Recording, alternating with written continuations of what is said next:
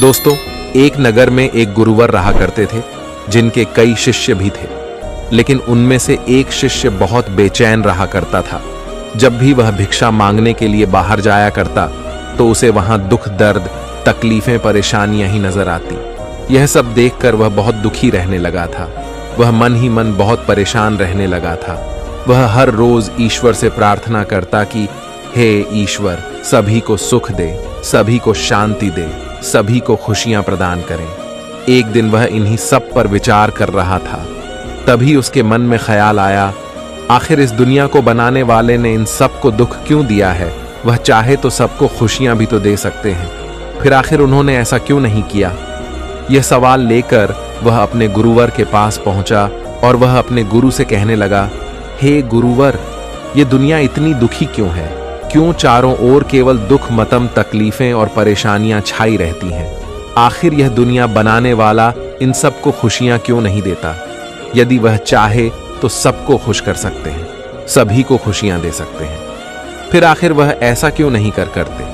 जब भी मैं उन लोगों की तकलीफें, परेशानियां और दुख देखता हूं तो मैं भी बहुत दुखी हो जाता हूं। मुझसे उनका दुख देखा नहीं जाता। जब भी मैं भिक्षा मांगने जाता हूं तो मुझे चारों तरफ केवल दुख और दर्द के अलावा कुछ भी नजर नहीं आता। चारों तरफ हर कोई बेचैन है, हर तरफ हर कोई परेशान है, किसी के चेहरे पर एक मुस्कान तक नहीं। आखिर ऐसा क्यों? इस पर वह गुरु मुस्कुराने लगे और अपने उस शिष्य से कहते हैं, भंते, इन सबको सुख ही दिया गया है, किंतु इन्हें अपना सुख दिखाई नहीं देता, तो ऐसी अवस्था में कोई क्या कर सकता है? इस पर वह शिष्य कहता है, हे गुरुवर, आप यह कैसी बातें कर रहे हैं? यदि किसी को सुख मिलेगा तो वह खुश क्यों नहीं रहेगा? उसके चेहरे पर मुस्कान क्यों नहीं होगी? भला वह जानबूझकर दुखी क्यों रहना चाहेगा? वो जानबूझकर परेशानियां और तकलीफों का सामना क्यों करना चाहेगा? यदि उन्हें दुख है तभी तो वह दुखी है, बेचैन है, परेशान है। अपने शिष्य की बात सुनकर वह गुरुवर अपने शिष्य से कहते हैं, भंते, मैं जानता हूं कि तुम एक बहुत अच्छे मूर्तिकार हो। तुम मेरा एक काम करो, उसके बाद मैं तुम्हें तुम्हारे सभी प्रश्नों के उत्तर दे दूंगा। वह शिष्य उन गुरु की बात मान जाता है और कहता है, कहिए गुरुवर, मुझे क्या करना होगा?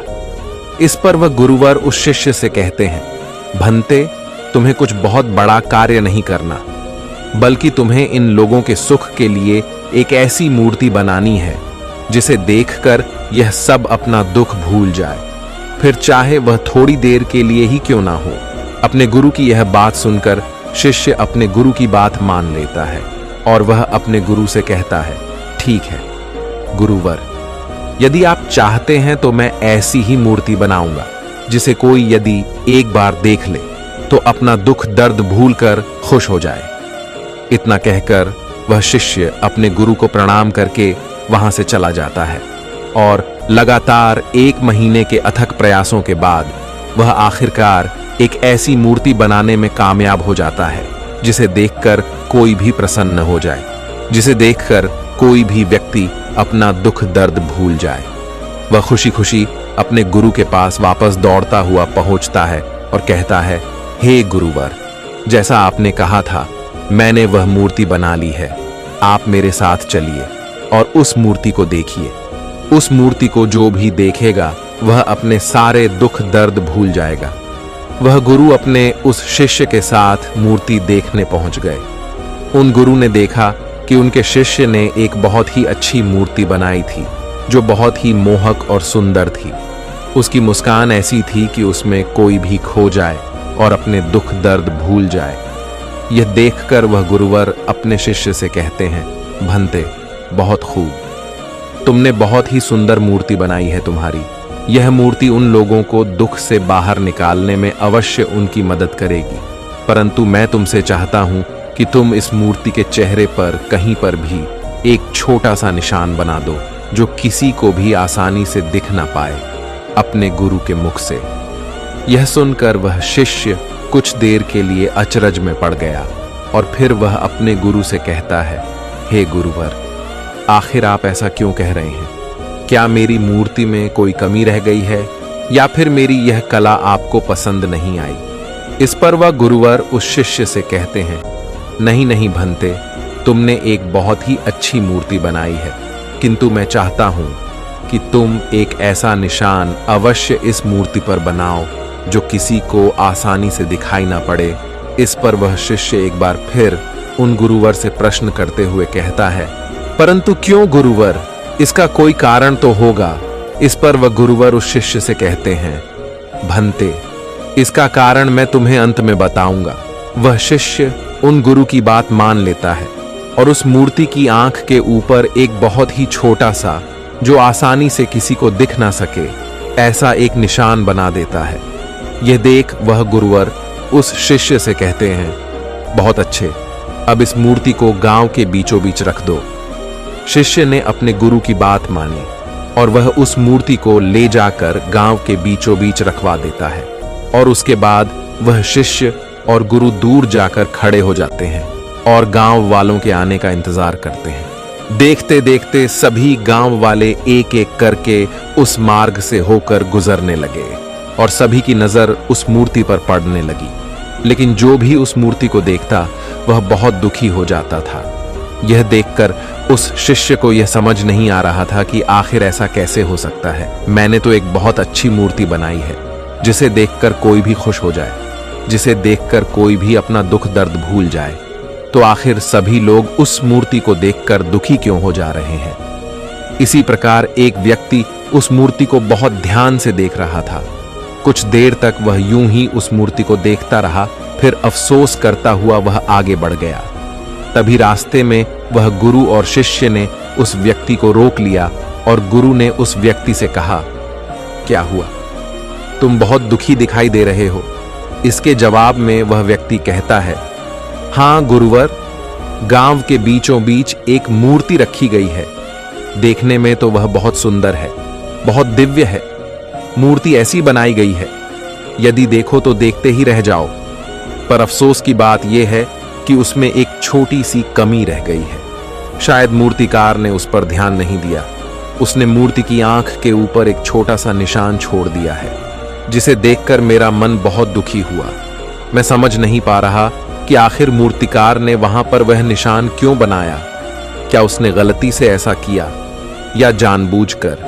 यदि वह निशान वहां पर नहीं होता तो वह मूर्ति अति सुंदर होती। इस पर वह शिष्य तुरंत ही उस व्यक्ति से कहता है, परंतु वह निशान तो बहुत बारीक सा है और वह किसी को आसानी से दिखाई भी नहीं दे सकता। फिर आखिर तुमने उसे कैसे देख लिया? इसके जवाब में वह व्यक्ति कहता है, गुरुवर, आप ये कैसी बातें कर रहे हैं? सबसे पहली नजर तो मेरी उस निशान पर ही गई जो किसी को भी साफ और स्पष्ट तौर पर दिखाई दे सकती है, और आप कह रहे हैं कि वह निशान बहुत बारीक है और किसी को दिखाई नहीं देगा। यह भला कैसे हो सकता है? यह कहकर वह व्यक्ति वहां से आगे चल पड़ा। फिर उसके बाद एक दूसरा व्यक्ति उस मूर्ति को बहुत ध्यानपूर्वक देख रहा था। वह भी देखते देखते अचानक दुखी हो गया और वह भी उसी मार्ग से आगे बढ़ चला। जब वह आगे जा रहा था, तभी गुरु और शिष्य ने उस व्यक्ति को रोका और एक बार फिर उन गुरुवर ने उस व्यक्ति से कहा, क्या बात है, तुम इतने दुखी क्यों लग रहे हो? इसके जवाब में वह व्यक्ति कहता है, हे गुरुवर, गांव के बीचों बीच एक बहुत ही सुंदर मूर्ति रखी गई है जो बहुत ही लुभावनी है, जिसे देखकर बहुत आनंद आ रहा था। लेकिन तभी अचानक मेरी नजर एक ऐसी चीज पर पड़ी जिसे देखकर मैं बहुत दुखी हो गया। इस पर वह गुरुवर उस युवक से कहते हैं, आखिर तुमने उस मूर्ति में ऐसा क्या देख लिया? इसके जवाब में वह युवक कहता है, हे गुरुवर, लगता है वह मूर्तिकार बहुत ही बेकार आदमी था। उसने मूर्ति की आंखों पर एक छोटा सा निशान छोड़ दिया है, जिसे देखकर मैं बहुत दुखी हुआ कि आखिर उस मूर्तिकार ने जब इतनी मेहनत कर ली थी तो वह थोड़ी सी और मेहनत कर लेता और इस मूर्ति को और भी अच्छा बना लेता। तभी वह शिष्य फिर से उस व्यक्ति से कहता है, अरे भाई, वह निशान तो दिखाई भी नहीं दे रहा, फिर तुमने उसे कैसे देख लिया? तभी वह व्यक्ति जवाब देते हुए कहता है, अरे भाई, जब से मेरी नजर उस पर पड़ी है तब से तो मुझे केवल वही नजर आ रहा है। तभी वह शिष्य उस युवक से कहता है, क्या उसके अलावा तुम्हें बाकी की मूर्ति नजर नहीं आ रही? इसके जवाब में वह युवक कहता है, भाई, उस मूर्ति में छोटा सा निशान रह गया है और बाकी तो मूर्ति अच्छी बनी है, बहुत सुंदर भी है, किंतु यदि उसमें वह निशान नहीं होता तो वह मूर्ति और भी सुंदर हो जाती, और बस इसी कारण मैं बहुत दुखी हूँ। काश वह निशान वहां पर नहीं होता तो उस मूर्ति को देखकर सचमुच बहुत आनंद आ रहा होता। इसी प्रकार धीरे धीरे सभी गांव वालों ने वह मूर्ति देखी और सभी दुखी होकर वापस अपने घर लौट गए। एक दिन सुबह सुबह उस गांव में एक राजा उस गांव से होकर गुजर रहा था और तभी राजा की नजर उस मूर्ति पर पड़ी, जिसे देखकर राजा अचंभित रह गया। राजा इतनी सुंदर मूर्ति को देखकर बहुत प्रसन्न हुआ। राजा मन ही मन यह सोच रहा था कि इतनी सुंदर मूर्ति तो मेरे महल में होनी चाहिए, फिर यह यहाँ पर क्या कर रही है? लेकिन तभी वह राजा कुछ देखकर वह दुखी हो गया और मार्ग में आगे बढ़ चला। राजा आगे बढ़ रहा था कि तभी उन गुरुवर ने राजा को रोका और राजा से कहा, हे राजन, आप इतने दुखी क्यों हैं? थोड़ी देर पहले तो आप बहुत प्रसन्न नजर आ रहे थे, तो अभी आप इतने उदास क्यों हो गए? इसके जवाब में वह राजा उन गुरुवर से कहता है, गुरुवर, अभी अभी रास्ते में मैंने एक मूर्ति देखी जो बहुत ही भव्य और सुंदर है, जो देखते ही बनती है, लेकिन उस मूर्ति की आंखों पर एक छोटा सा निशान है, जिसके कारण उस मूर्ति की सारी सुंदरता नष्ट हो जाती है। बस मुझे वही सही नहीं लगी, जिस कारण मैं बहुत दुखी हूं कि उस मूर्तिकार ने जब इतनी मेहनत कर ली थी तो क्या वह एक बार उस मूर्ति पर फिर से नजर नहीं डाल पाया? काश वह एक निशान वहां पर नहीं होता तो आज यह मूर्ति मेरे महल में होती। यह कहकर राजा वहां से अपने मार्ग में आगे बढ़ चला। उसके बाद वह गुरु और शिष्य दोनों मूर्ति के पास पहुंचे और शिष्य ने बहुत ही ध्यान से उस मूर्ति को देखा। मूर्ति बहुत ही सुंदर नजर आ रही थी, उसमें कोई भी कमी नहीं थी और ना ही वह निशान उसमें दिखाई पड़ रहा था। यह देखकर शिष्य बड़ा अचंभित हुआ।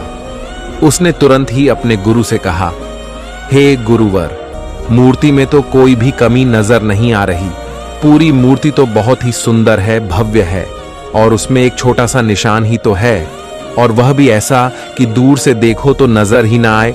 तब भी ये सारे लोग एक छोटे से निशान के पीछे क्यों पड़े हैं? इन्हें क्या पूरी मूर्ति नजर नहीं आ रही? पूरी मूर्ति इतनी सुंदर और भव्य बनी है, मानो इसे देखते ही रहो, पर फिर भी न जाने यह सारे लोग केवल एक छोटे से निशान को ही क्यों देखकर दुखी हो जा रहे हैं। इस पर वह गुरुवर मुस्कुराने लगे और अपने उन शिष्य से कहते हैं, भंते, तुमने मुझसे एक प्रश्न किया था कि आखिर इस दुनिया बनाने वाले ने सबको खुशियां क्यों नहीं दी, उन्होंने सबको दुखी क्यों दिया है? तो इसका जवाब अब तुम्हें मिल चुका है, क्योंकि उन्होंने तो इन्हें सुख देने की सारी व्यवस्था की थी, पर यह सब मूर्ति नहीं देखते, बल्कि यह सभी लोग केवल कमियां ही देखते हैं, ये पूरा सुख नहीं देख पाते। उसमें एक छोटा सा दुख ढूंढने का लगातार प्रयास करते रहते हैं। जिस प्रकार तुमने यह भव्य और अति सुंदर मूर्ति बनाई है, उसके बावजूद भी उन्हें केवल वह छोटा सा निशान ही नजर आ रहा है। उन सभी ने इतनी अच्छी मूर्ति में वह छोटी सी कमी ढूंढ ही निकाली, अर्थात इन्होंने सुख में से दुख ढूंढ ही निकाला। उनके पास सुख ही सुख है, पर यह उस एक दुख में खोए रहते हैं जिसका कोई वजूद है भी नहीं। जैसे तुम्हारी मूर्ति में उस छोटे से निशान का कोई वजूद नहीं है, लेकिन उसके बाद भी यह सारे लोग केवल उस निशान को ही निहार रहे हैं। इस पर वह शिष्य उन गुरुवर से कहता है, हे गुरुवर, किंतु ऐसा क्यों? इसका जवाब देते हुए वह गुरुवर कहते हैं, भंते, बेचैन मन के कारण यहाँ सब बेचैन है। यहाँ कभी भी पूरी मूर्ति देखते ही नहीं, यह कभी भी अपना पूरा सुख देखते ही नहीं है। यह देखते तो एक छोटी सी कमी, यह सुख के बीच केवल दुख ढूंढते हैं। यह इस दुनिया के सारे विराट सुखों को छोड़कर केवल दुख पकड़ कर बैठे रहते हैं, और वही उनकी दुनिया और वही उनका जीवन भी बन जाता है। और इसी कारण वे लोग हमेशा दुखी, परेशान और चिंतित रहते हैं, अपने भाग्य को कोसते रहते हैं।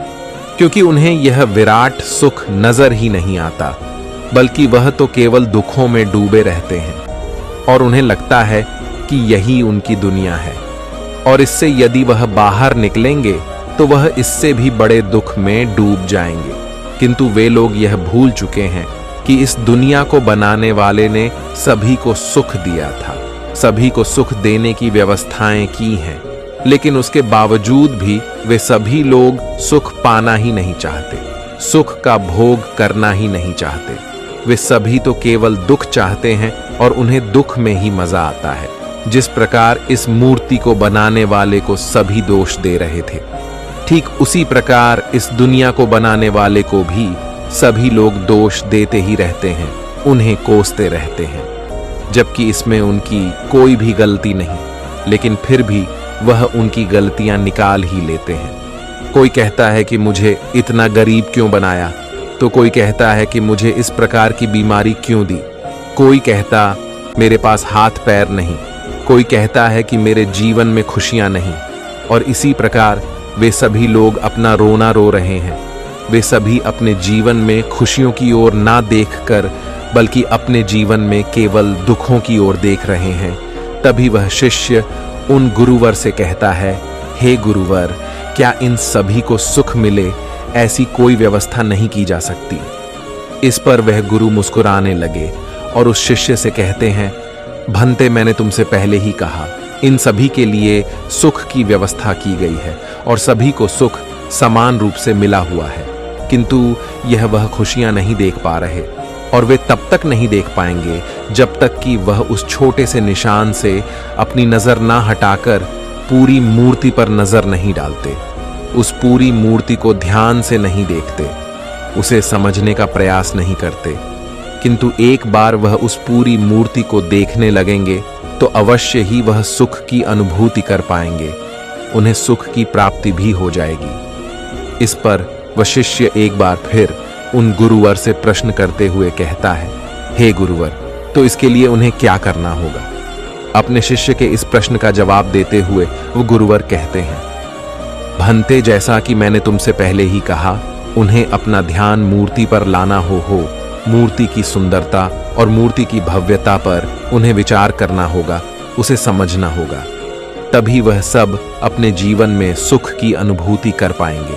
अन्यथा यदि उनका ध्यान केवल उस छोटे से निशान पर ही होगा तो वह कभी भी इस भव्य मूर्ति को देख नहीं पाएंगे, इसकी सुंदरता को समझ नहीं पाएंगे और ना ही उन्हें कभी सुख का अनुभव हो पाएगा। और इन सभी का कारण है उनका वह बेचैन मन। उन्हें अपने इस बेचैन मन से छुटकारा पाना ही होगा और इसके लिए उन्हें अपनी समझ का दायरा बढ़ाना चाहिए, और ऐसा वह केवल ध्यान से ही कर सकते हैं। ध्यान से मन की बेचैनी कम होती है और एक शांत मन शांति भाव से पूरी मूर्ति को देख सकता है, उसे समझ सकता है, उसकी सुंदरता, उसकी भव्यता पर विचार कर सकता है, और एक शांत मन ही सुख का अनुभव भी कर सकता है, उसका उपभोग भी कर सकता है। वहीं पर एक अशांत मन एक छोटी सी छोटी कमियों को ढूंढता रहता है, जिससे वह एक बार फिर से दुख का अनुभव कर सके। वह अपने दुख से बाहर नहीं निकलना चाहता, क्योंकि उसे डर है कि एक बार सुख उसे मिला तो वह फिर से उससे छिन जाएगा और एक बार फिर उसे दुख का अनुभव करना होगा। इसी कारण वे लोग हमेशा दुखी रहते हैं जो लोग पूरी पर ध्यान नहीं देते, बल्कि केवल कमियों पर नजर डालते हैं। इतना कहकर वह गुरुवर शांत हो गए और शिष्य भी अब अच्छी तरह समझ चुका था कि आखिर इस दुनिया में इतना दुख क्यों है, लोग इतने परेशान क्यों हैं, लोगों की समस्याओं और चिंताओं का आखिर कारण क्या है। उम्मीद है कि आपको भी यह समझ में आ चुका होगा कि आपकी दुख समस्या और परेशानियों का कारण क्या है, और आपसे आप उसे सुधारने के लिए पूरी मुमकिन कोशिश भी करेंगे। इसी के साथ में उम्मीद है कि आपको आज की यह वीडियो पसंद आई होगी, तो इस वीडियो को लाइक और अपने दोस्तों के साथ शेयर भी जरूर कीजिएगा, और हमें ऐसे ही सपोर्ट करने के लिए चैनल को सब्सक्राइब और घंटी बटन को जरूर दबा दीजिएगा। चलिए मिलते हैं अगली वीडियो में, तब तक के लिए अपना ख्याल रखें। धन्यवाद।